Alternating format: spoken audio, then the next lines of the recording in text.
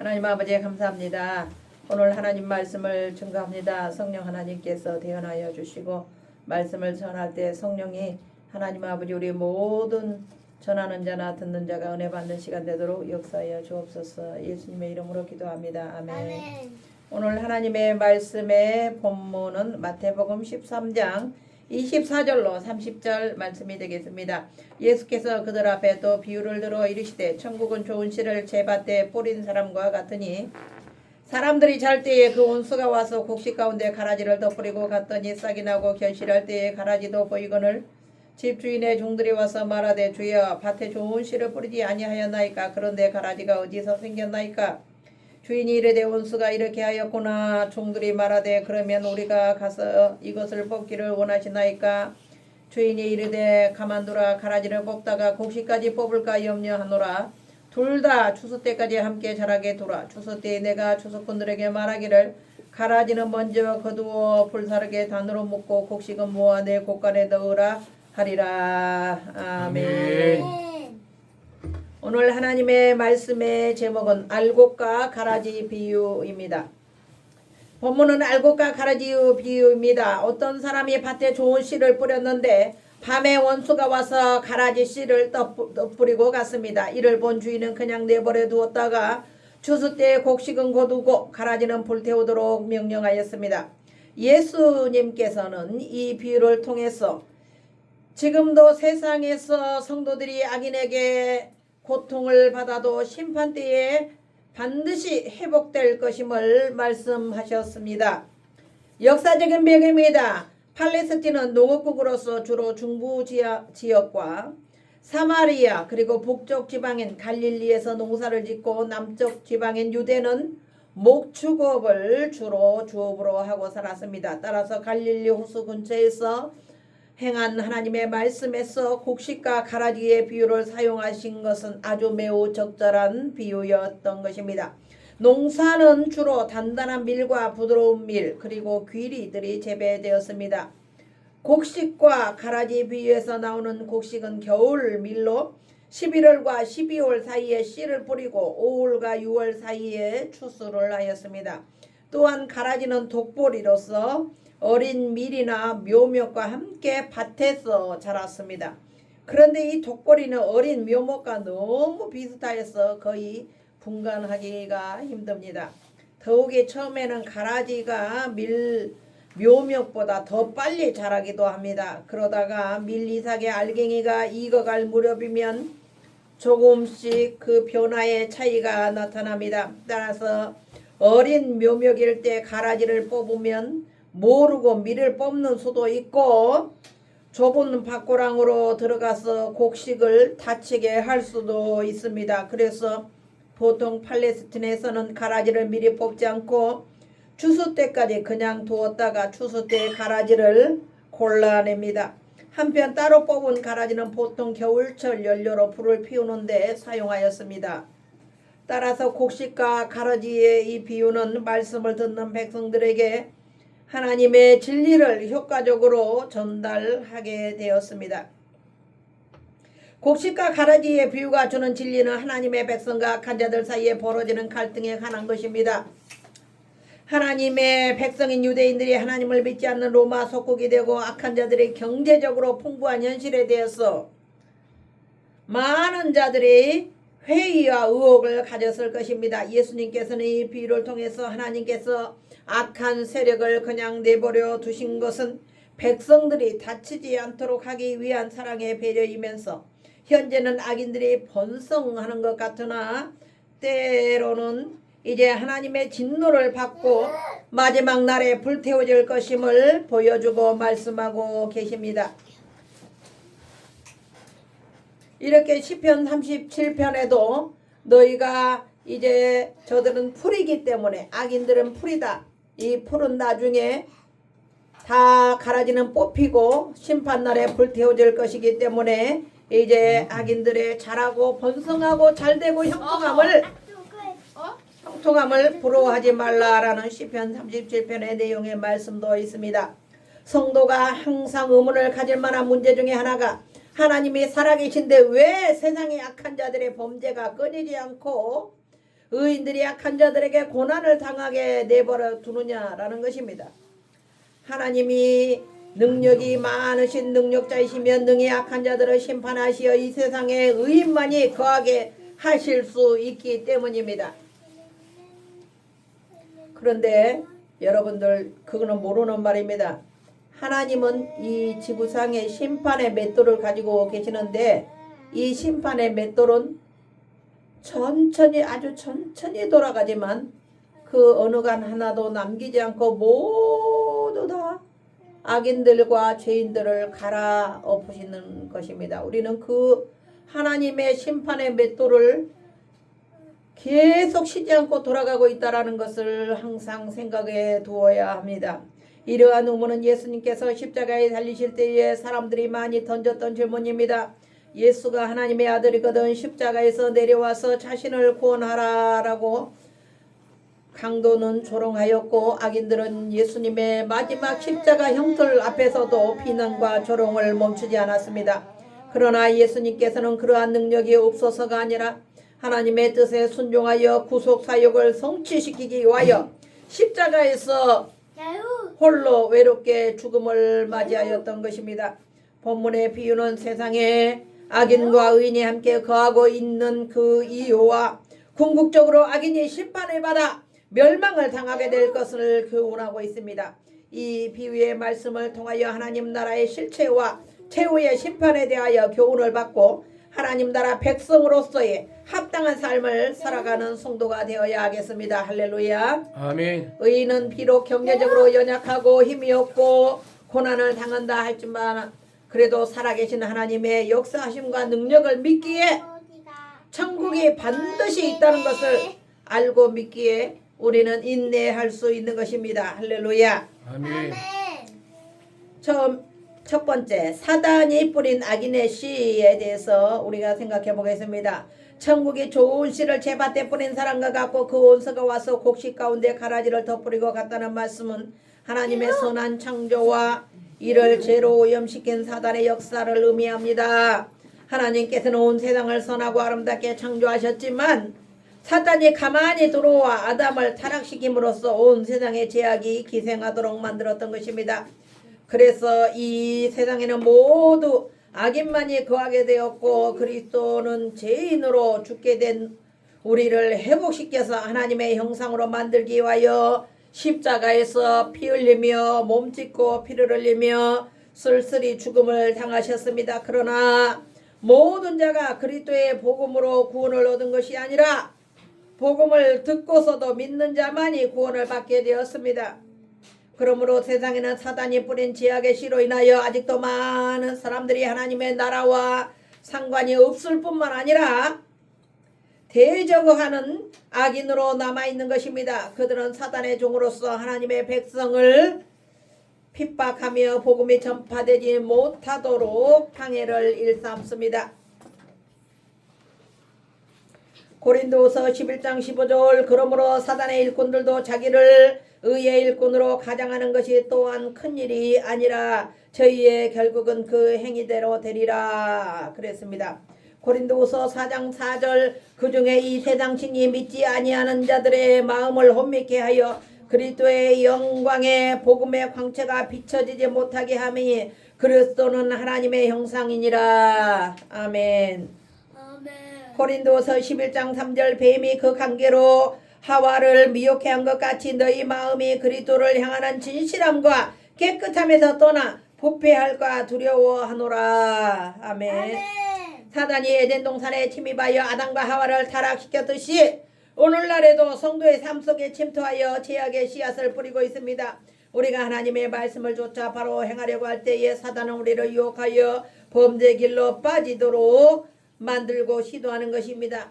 예수님께서 공생애에 시작하실 때도 사단은 광야에서 예수님을 시험하여 메시아의 사명을 포기하도록 그리고 종용하였던 것입니다. 그 사단이 바로 오늘 우리 성도에게 찾아와서 시험을 하고 있습니다.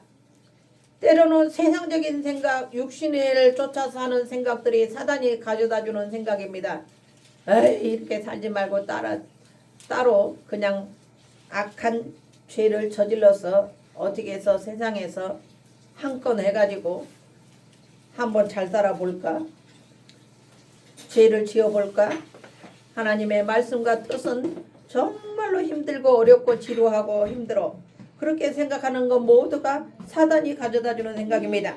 눈에 보이지 않지만 하나님의 나라와 사탄 사이에 치열한 영적인 전투가 벌어지고 있는 것입니다. 오늘도 제가 가져다주는 인간적이고 마귀적이고 세상적인 그런 생각은 모두 다 사탄이 넣어주는 생각입니다.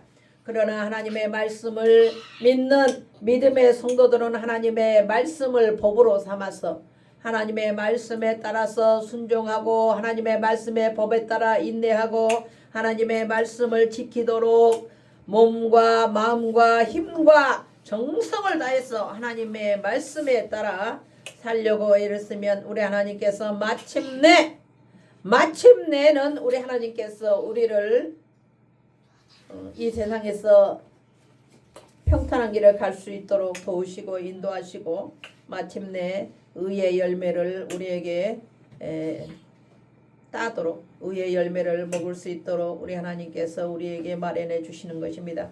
그러므로 성도는 항상 깨어있어 사단이 우리의 삶 속에 들어와서 죄악의 씨를 뿌리지 못하도록 지켜야 합니다. 또한 이미 뿌리워진 죄악의 씨가 있다면 그리스도의 보혈로 깨끗하게 씻고 회개하고 하나님의 말씀 앞에 돌아와야 합니다. 두 번째, 즉시 임하지 않는 심판이 있습니다.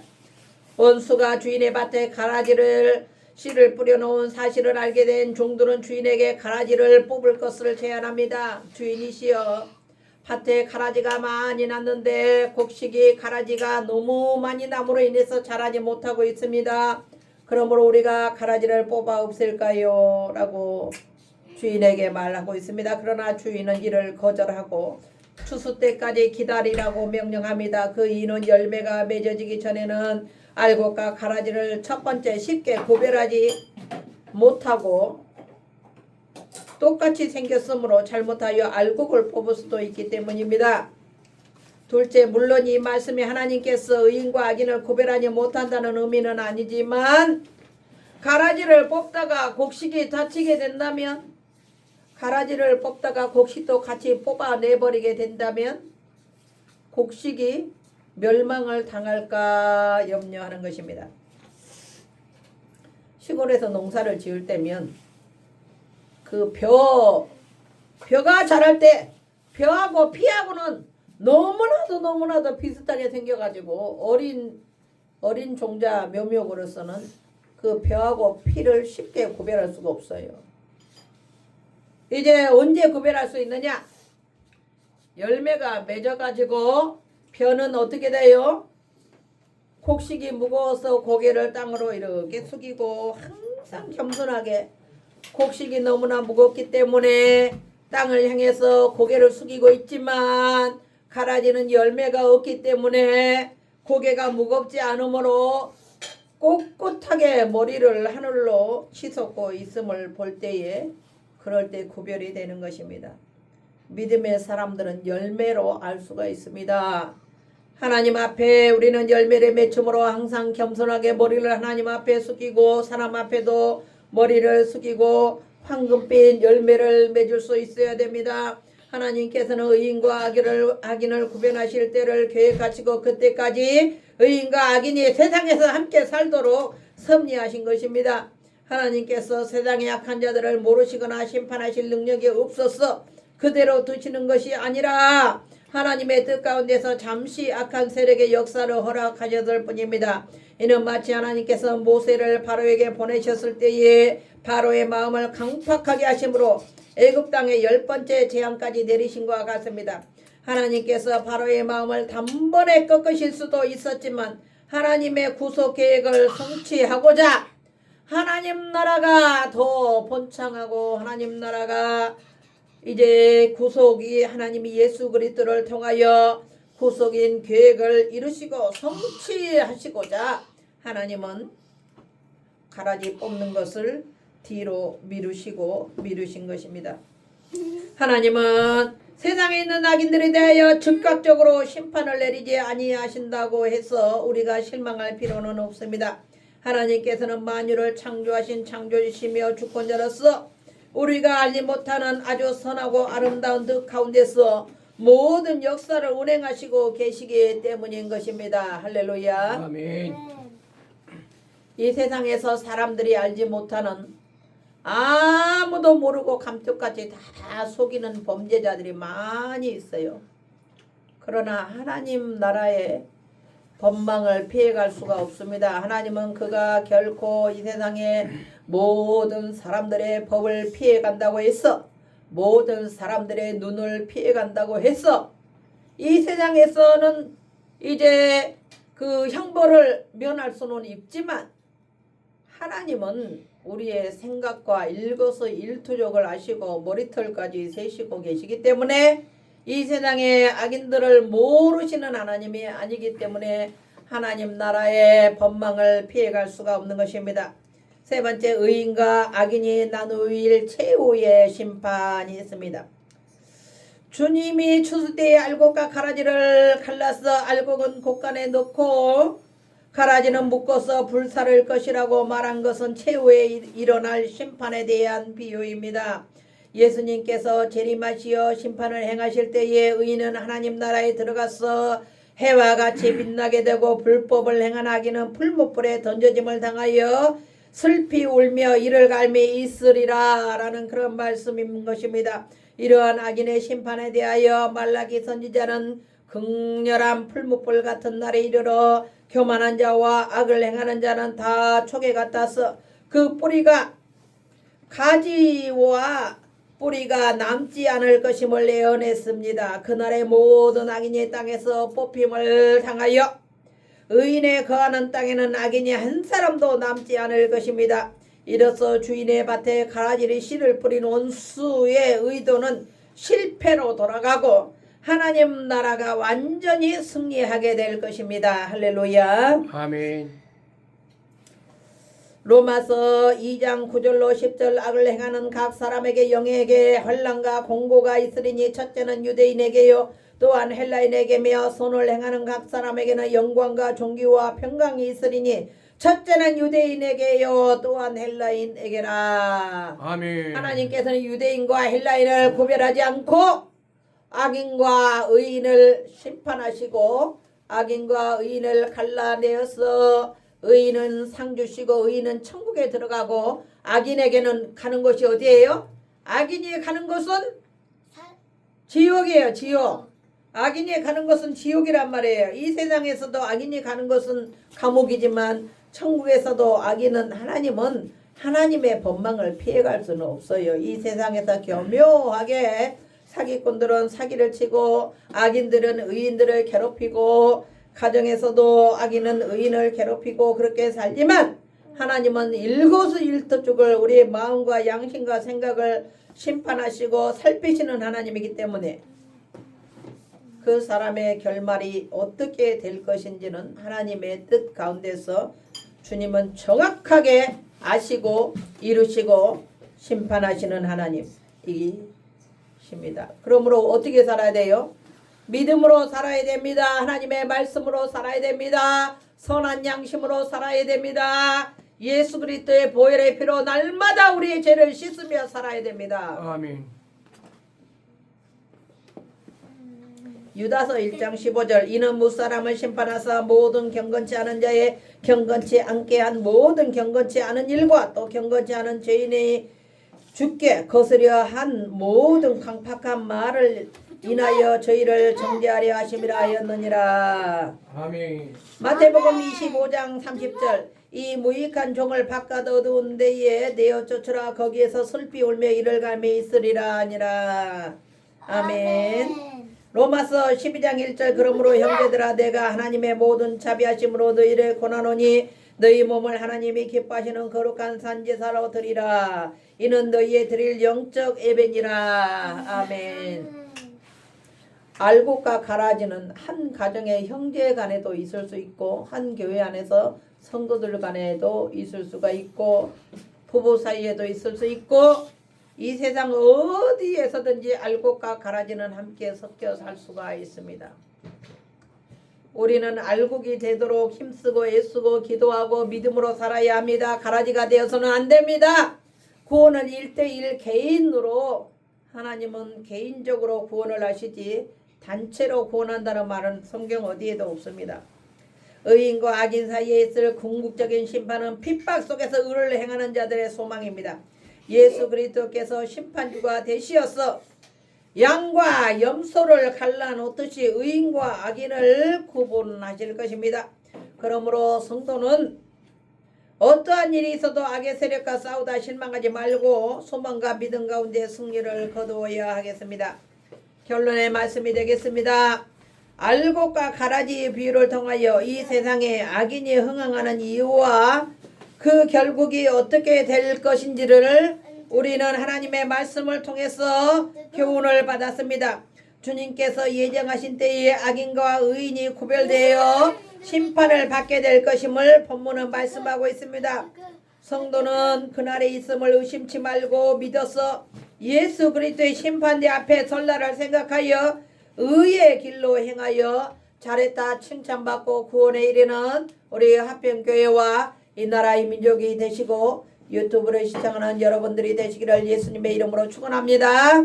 아멘. 하나님 감사합니다. 오늘도 하나님 아버지 귀한 말씀을 저희들에게 허락하여 주시니 감사합니다. 알곡과 가라지의 심판을 통해서 저희들 아버지 믿음으로 살게 하시고 은혜로 살게 하시고 성령의 인도하심 따라 살게 하시고 예수님의 보혈의 피로 날마다 죄 씻음을 받는 믿음의 백성들이 다 되게 하여 주시옵소서. 예수님의 이름으로 기도드리옵나이다. 아멘. 이제는 우리 주 예수 그리스도의 은혜와 하나님 아버지의 극진하신 사랑하심과 성령님의 감화 감동 인도 교통하심이 믿음으로 살기를 원하며 하나님의 말씀 따라 순종하며 살기를 원하는 우리 사랑하는 하평교회와 이 나라 민족위에 유튜브를 시청하는 시청자들을 위해 이제로부터 영원토록 함께 계실지어다. 아멘.